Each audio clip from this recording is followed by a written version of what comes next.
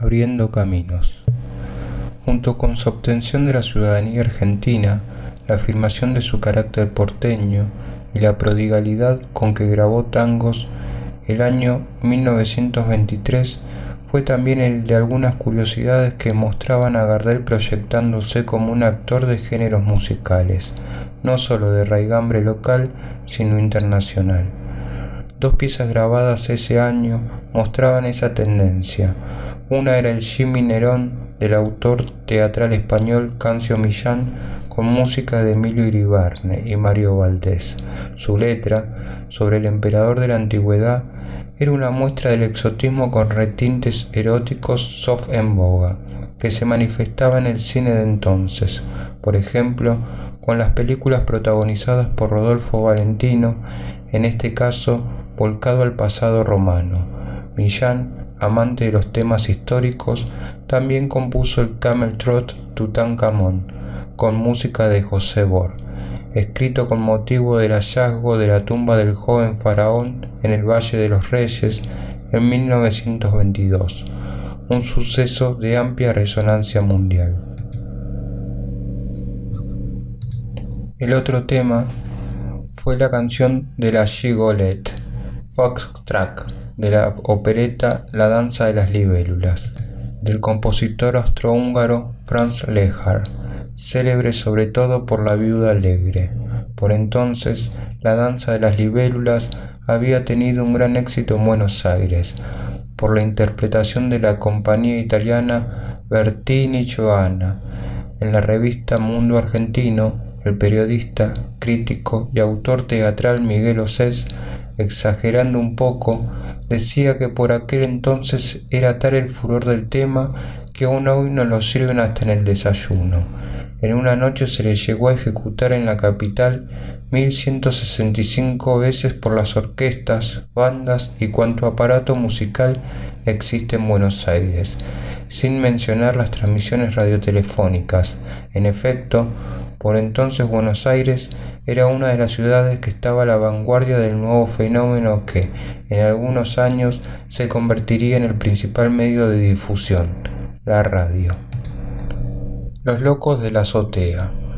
La noche del 27 de agosto de 1920, un grupo de porteños aficionados a la radioelectricidad se convirtieron en los primeros oyentes locales al escuchar la transmisión de la ópera Parsifal de Wagner, interpretada por la Orquesta del Teatro Constanzi de Roma y la Compañía Lírica del Teatro Municipal de Río de Janeiro de visita en Buenos Aires. La señal era irradiada desde la terraza del Teatro Coliseo en Cerritos y Charcas con un transmisor de 5 watts ubicado en el paraíso del teatro. Era un hecho pionero. Solo en Holanda y Canadá se habían registrado hasta entonces emisiones radiales de este tipo. Recién unos meses después, el 2 de noviembre, se produjo la primera transmisión de radio en Estados Unidos. Sus artífices serían conocidos como los locos de la azotea.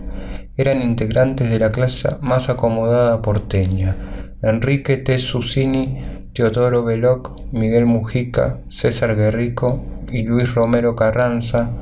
Tras su emisión de prueba, comenzaron a transmitir de manera regular en un horario preestablecido. Fundaron la Sociedad Radio Argentina, que obtuvo la primera licencia de radiotelefonía del país. Por entonces, los equipos receptores, las radios de galena, no tenían parlantes sino audífonos. Eran artefactos costosos, a los que solo accedían personas de alto nivel adquisitivo. En diciembre de 1922, algunas firmas comerciales que se dedicaban a la venta de aparatos receptores de galena y material radioeléctrico crearon la Radio Sudamérica, con una potencia de 500 watts. En marzo de 1923 transmitió por primera vez Radio Cultura, con Francisco Brusa trabajando de locutor, operador, disc-jockey y director técnico. Esta radio además presentaba tandas publicitarias.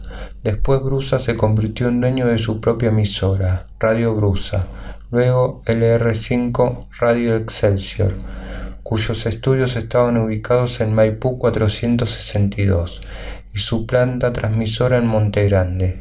Ese año surgió TCR, del industrial Francisco Bruso.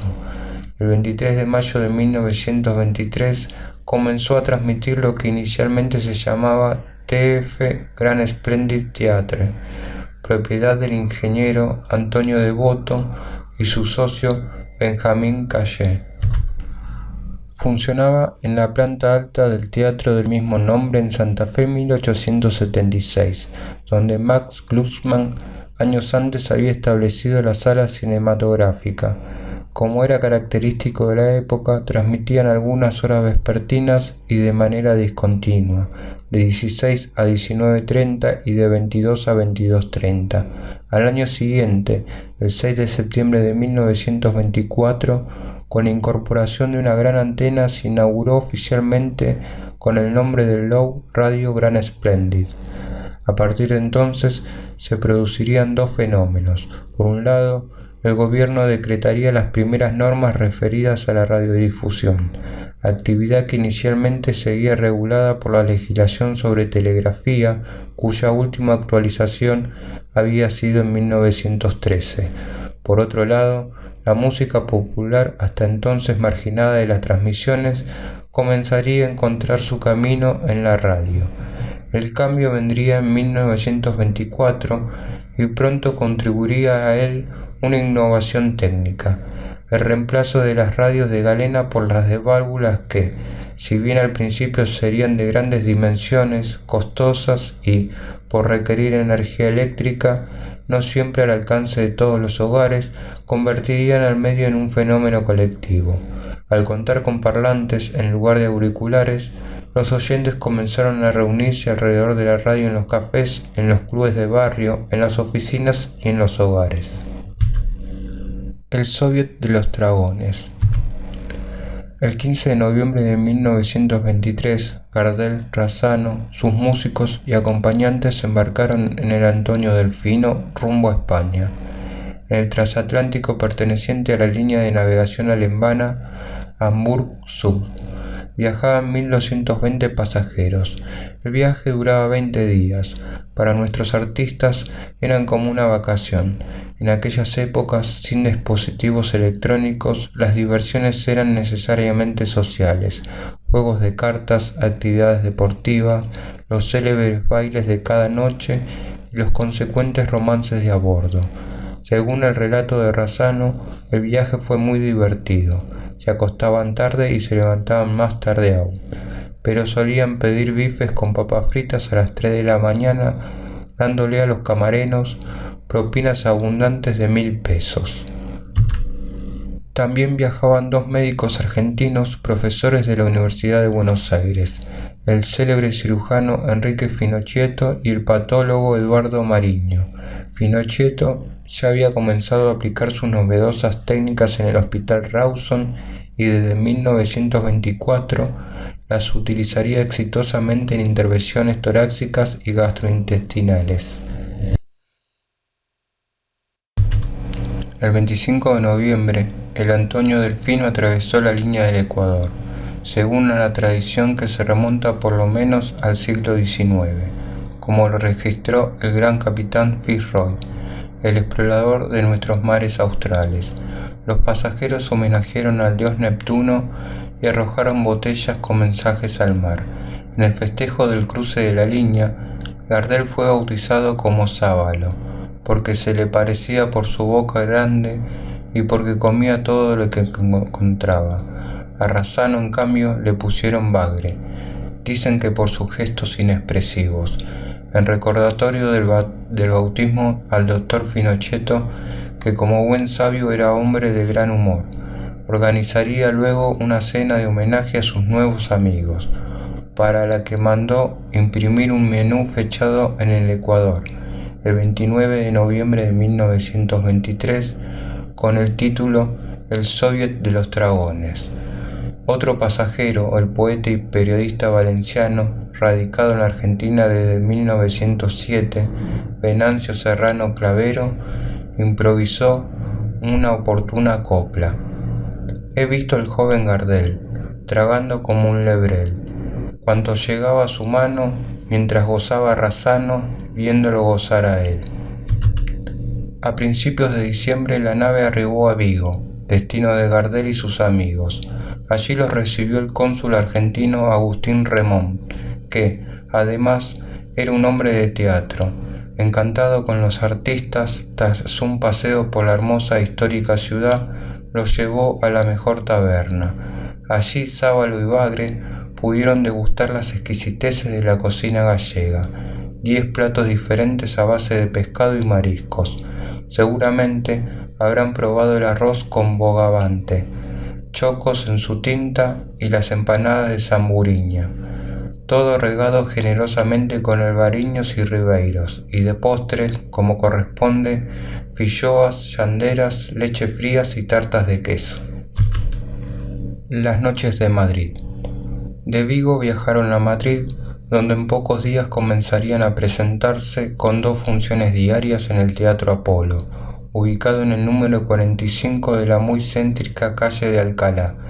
El Apolo era, desde su inauguración en marzo de 1873, la sala por excelencia para la zarzuela.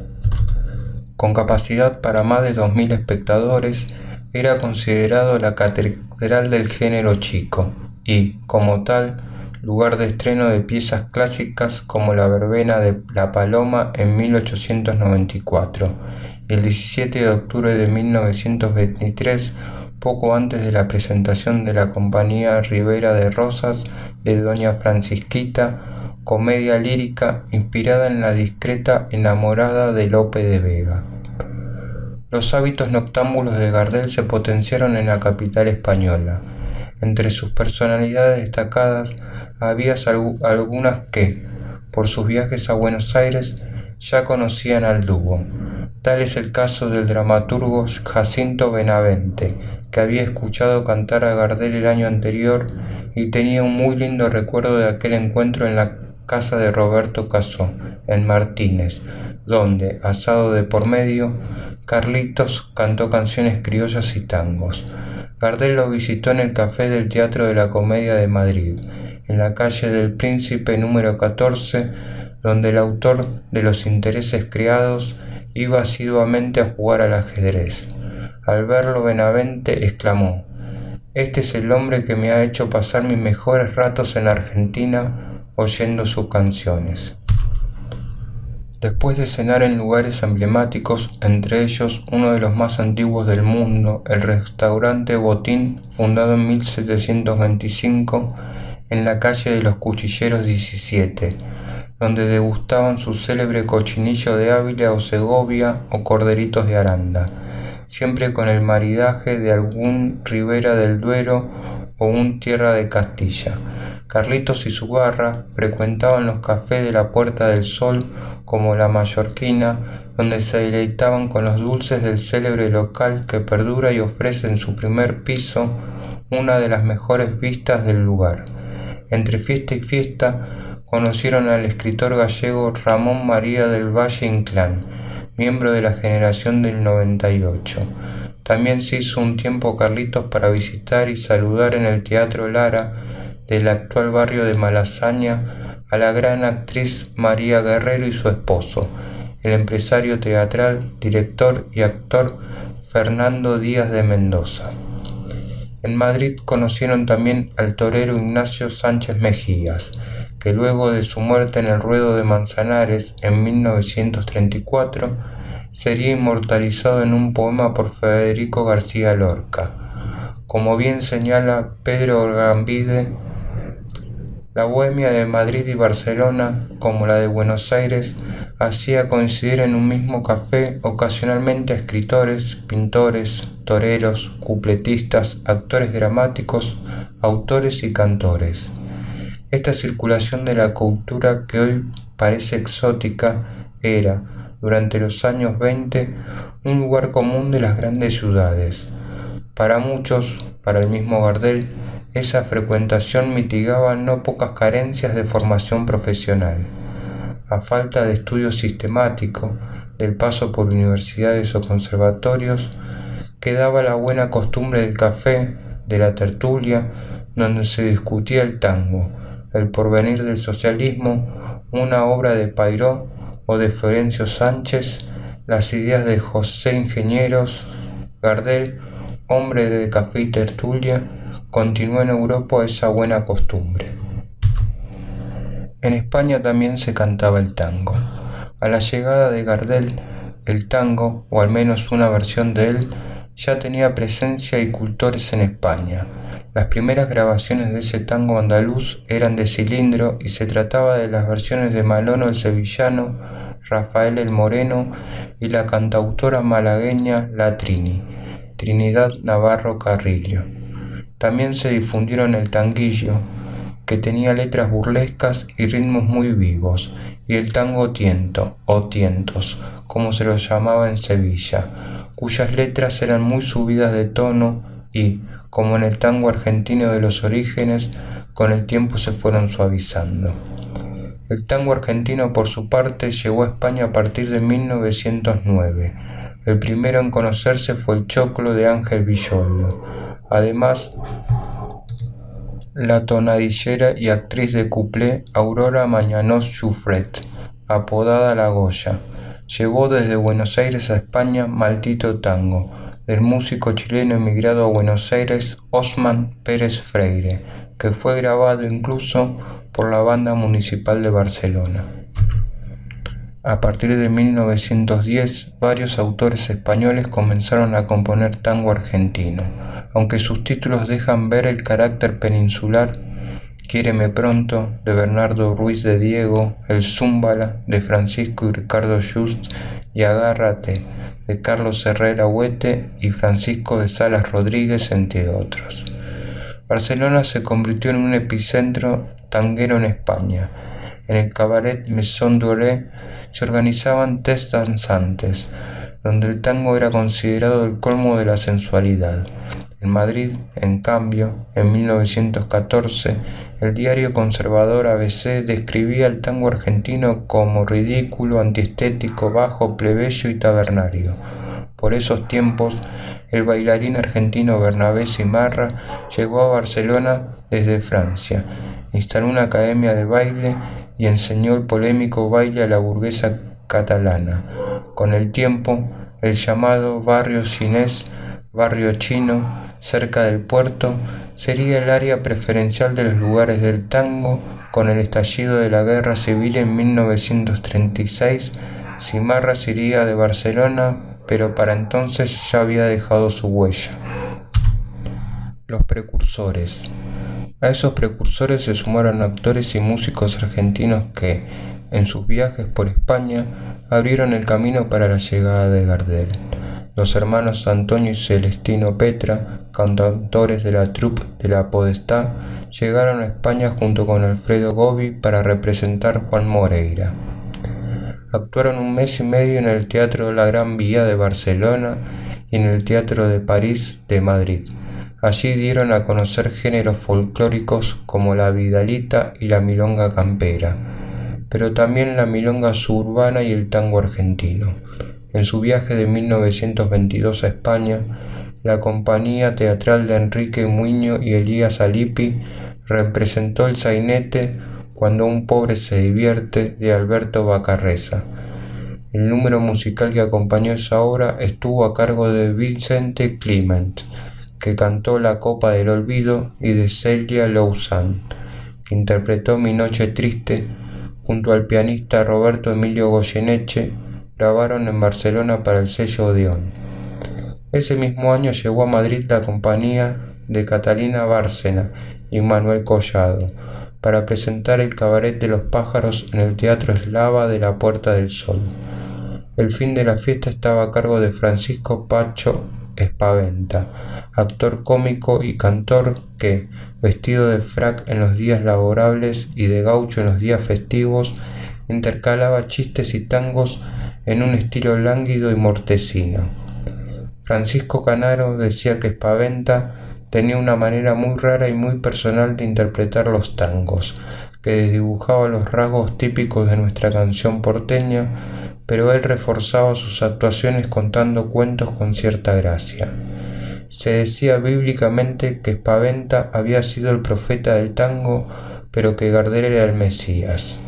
En 1923, antes de Gardel, a España llegó el grupo de los de la raza, integrado por Horacio y Emilio Petorossi, Julio Raggi, Humberto Piro, Carlos Capella, José Verdi, Raúl Fernández, Mario Melfi, Juan de Ambrosio y Celia Espinosa, dirigidos por Alfredo y Julio Navarrine. Uno de sus miembros, Horacio Petorossi, guitarrista y compositor, se sumó a la troupe del Circo Sarrasani y luego lo abandonó en París para incorporarse a la orquesta de Eduardo Blanco. 9 años después, Petorossi trabajará con Gardel en varias de sus películas en Francia y en la composición del tango Silencio. Autores catalanes de tango. Entre los compositores catalanes de tango más destacados, sin duda hay que mencionar a Juan Viladomat, quien estrenó, con letras de Félix Garzo, en el Teatro Victoria en el Paralelo de Barcelona, nada más ni nada menos que Fumando Espero. Fumar es un placer, genial, sensual. Fumando espero a lo que tanto quiero, tras los cristales de alegres ventanales, y mientras fumo mi vida no consumo, porque flotando el humo me suelo adormecer. Tendido en mi sofá, fumar y amar, ver a mi amada feliz y enamorada, sentir sus labios besar con besos sabios, y el devaneo sentir con más deseos, cuando sus ojos veo sedientos de pasión. Por eso estando mi bien, es mi fumar un edén. Dame el humo de tu boca, dame que en mí pasión provoca. Corre que quiero enloquecer de placer, sintiendo ese calor del humo embriagador que acaba por prender la llama ardiente del amor. También es digno de mención el catalán Manuel Llobés, que, como vimos, compuso la música de Buenos Aires, con letra de Manuel Romero.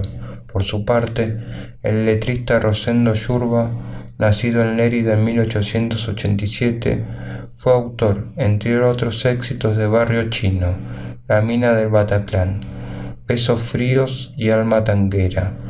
En una entrevista concedida a El tango de moda, Yurba decía: el tango es una emoción en notas, donde vibre una necesidad, donde existe un alma, donde haya un átomo de sentimiento lírico, ahí está el tango.